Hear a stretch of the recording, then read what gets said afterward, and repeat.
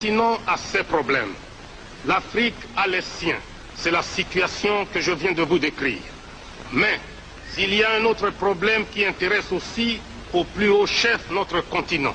C'est la situation au Moyen-Orient. Il s'agit sans détour de la question israélo-arabe.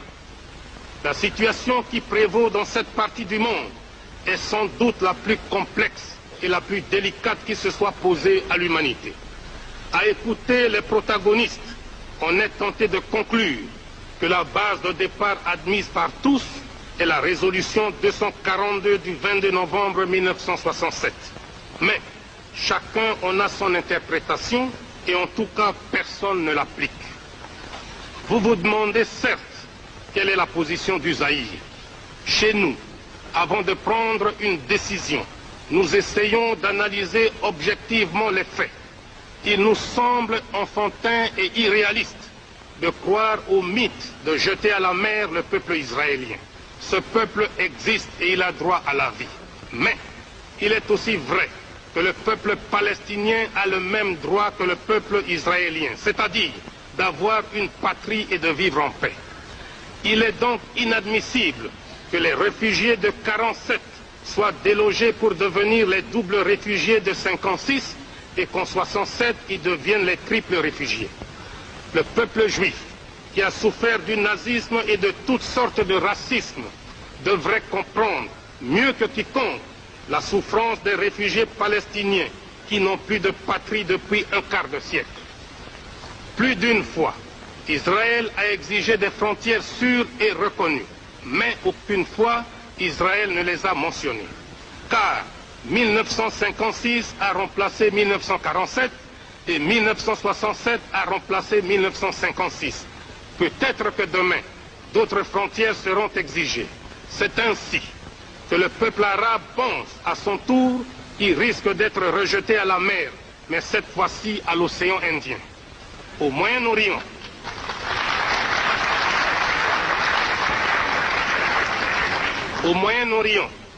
il existe trois sortes de réflexes.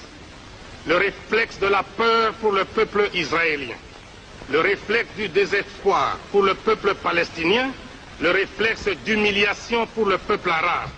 Voilà, à notre avis, comment le problème est posé.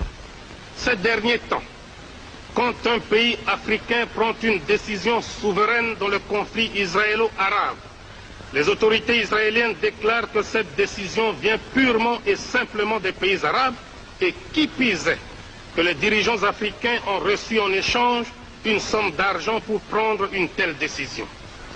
De telles déclarations sont graves et injurieuses. Par ailleurs, on ne peut manquer de s'étonner de la visite que le ministre de l'Intérieur et de l'Information de l'Afrique du Sud raciste, le docteur Connie Mulder, vient d'effectuer en Israël.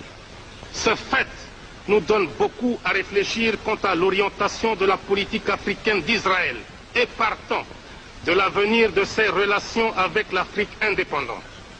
Le Zaïre, qui se trouve à l'heure du choix, doit dissiper l'équivoque et lever une sorte d'ambiguïté à cause de sa vocation africaine.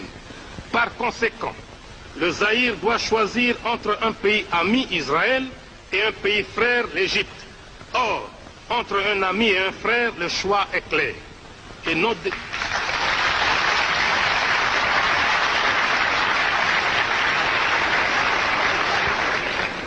nos décisions sont prises en toute indépendance et en dehors de toute pression. C'est pourquoi, en vertu des prérogatives que me confère l'article 24 de la Constitution de la République du Zaïre, j'annonce à la face du monde la rupture des relations diplomatiques avec Israël.